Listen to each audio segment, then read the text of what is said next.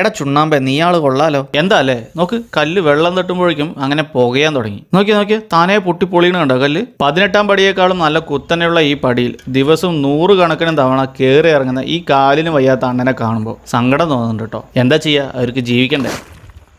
അപ്പോൾ എൻ്റെ ഈ പുറകിലെ കത്തിക്കൊണ്ടിരിക്കുന്ന ആ വലിയ അടുപ്പുണ്ടല്ലോ, ഏകദേശം 30 കൊല്ലത്തോളം പഴക്കമുണ്ട്. അതിനകത്തു നിന്നാണ് ചുണ്ണാമ്പ് ഉണ്ടാക്കുന്നത്. അപ്പോൾ നമ്മൾ ചുണ്ണാമ്പ് എങ്ങനെയാണ് ഉണ്ടാക്കുക, അതെങ്ങനെയാണ് അതിൻ്റെ പ്രൊസീജിയർ, അതിലെന്തൊക്കെയാണ് മെത്തേഡുകൾ, അതിലെ കാര്യങ്ങൾ, കൂടുതലായിട്ടുള്ള കാര്യങ്ങൾ, ചുണ്ണാമ്പിനെ കുറിച്ചുള്ള കൂടുതൽ വിശേഷങ്ങളായിട്ട് നമ്മളിന്ന് വരുന്നത് നേരെ ചുണ്ണാമ്പിൻ്റെ വിശേഷങ്ങളിലേക്ക് പോകാം. ഇവിടെ വെളുത്ത ചുണ്ണാമ്പ് പൊടി ഉണ്ടാക്കുന്ന കറുത്തതും വെളുത്തതുമായ ചുണ്ണാമ്പ് കല്ലുകളുണ്ട്. അതിൽ കരിമനാണ് കേമൻ. കാരണം അല്പം വിലയും ഉശിരും കൂടുതലാണ് ആശാന്.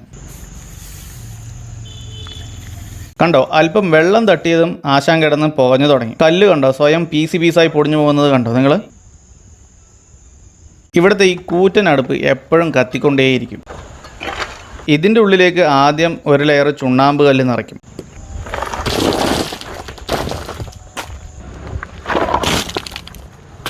പിന്നെ തെങ്ങിൻ്റെ മട്ടയോ തേങ്ങിൻ്റെ ചകിരിയോ കൊണ്ട് വീണ്ടും ഒരു ലെയർ നിറയ്ക്കും.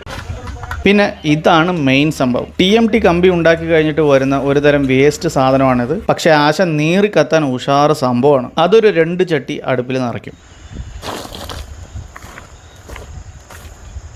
ഇതൊരു പരമ്പരാഗത സ്റ്റൈൽ ചുണ്ണാമ്പ് മേക്കിംഗ് ആണ്. ഈ കറുത്ത കല്ലുകളൊക്കെ കരിമണ്ണ് കിട്ടുന്ന സ്ഥലങ്ങളുണ്ടല്ലോ, അവിടെ നിന്നാണ് കുഴിച്ചെടുത്ത് കൊണ്ടുവരുന്നത്. ഈ വെളുത്ത ചുണ്ണാമ്പ് കല്ല് ഇപ്പോൾ ഖനനം വളരെ കുറവാണ്. പണ്ട് ബ്രിട്ടീഷുകാർ കെട്ടിയ കെട്ടിടങ്ങളൊക്കെ പൊളിഞ്ഞു പോയിട്ടില്ലേ, അതിൻ്റെ അവശിഷ്ടങ്ങൾ മറ്റതൊക്കെ എടുത്തുകൊണ്ടുവന്നിട്ട് അതിന്ന് ചുണ്ണാമ്പ് ഉണ്ടാക്കുന്നുണ്ട്. എൻ്റെ അമ്മോ, അടുപ്പിൻ്റെ മണ്ട കയറാൻ വേണ്ടിയിട്ട് എജ്ജാതി കുത്തനെയുള്ള സ്റ്റെപ്പുകളാണ് ഉണ്ടാക്കിയിരിക്കുന്നതുണ്ടോ. നമ്മളൊക്കെ ഒരു വട്ടം കയറുമ്പോഴത്തേക്കും തന്നെ മതിയും ഗതിയാവും.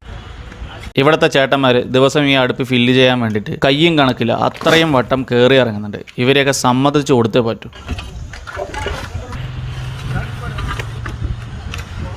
ഈ കൂറ്റൻ അടുപ്പ് നിറയും വരെ ഫില്ല് ചെയ്യുന്നതോടൊപ്പം അടുപ്പിൻ്റെ അടിയിൽ നിന്ന് ഇന്നലത്തെ വെന്ത കല്ലുകൾ ആ കാണുന്ന പോലെ അപ്പച്ചനും അമ്മച്ചയും കുശലം പറഞ്ഞുകൊണ്ട് ഒരു വലിയ തോട്ടി കൈക്കോട്ട് കൊണ്ട് കോരി പുറത്തിടും.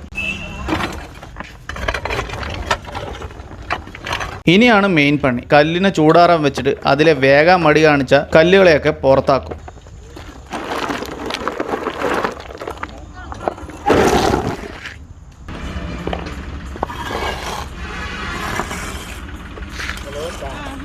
എന്നിട്ട് കുറച്ചൊക്കെ ഈ ചല്ലടയിലിട്ട് പൊടിയാക്കിയെടുക്കും.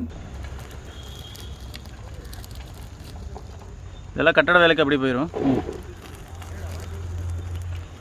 കണ്ടില്ലേ. ചാക്കിൽ ഇതുപോലെ നിറച്ചാണ് അവർ വെക്കാറ്. എന്നിട്ട് അത് ലോഡായിട്ട് അയച്ചു കൊടുക്കും.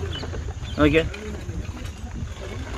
ഈ ഒരു പരുവത്തിലേക്ക് മാറും. ഇത് ഈ തട്ടിക്കഴിഞ്ഞാൽ അപ്പം പൊടിഞ്ഞു വരും കേട്ടോ. പൊടിയാകാൻ മടി കാണിച്ചവരെയൊക്കെ എടുത്ത് ചാക്കിലാക്കി അങ്ങ് ദൂരേക്ക് ലോറിയിൽ കയറ്റി വിടും. ഇതൊരു പരമ്പരാഗതമായ ചുണ്ണാമ്പ് മേക്കിംഗ് പ്രൊസീജിയറാണ്. പഴമ നഷ്ടപ്പെടുത്താതെ ഇപ്പോഴും ഇഷ്ടപ്പെട്ടും കഷ്ടപ്പെട്ടും കൊണ്ടാണ് ഇവർ ഈ ജോലി ചെയ്തുകൊണ്ടിരിക്കുന്നത്. അപ്പോൾ ഇവരുടെ ചുണ്ണാമ്പ് ആവശ്യമുണ്ടെങ്കിൽ എന്നെ ബന്ധപ്പെടുക. അപ്പോൾ ബൈ ഫ്രം വൺ റൂഫ്.